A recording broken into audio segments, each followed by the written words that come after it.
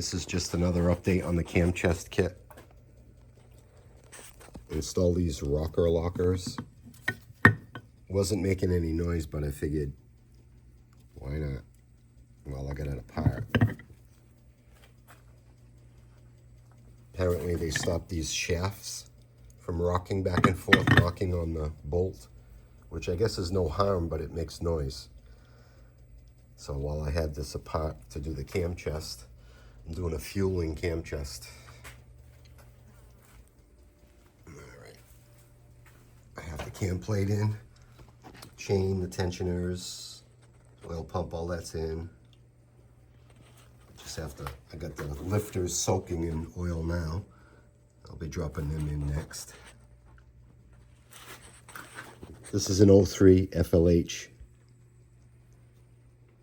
Electric Glide Anniversary Edition.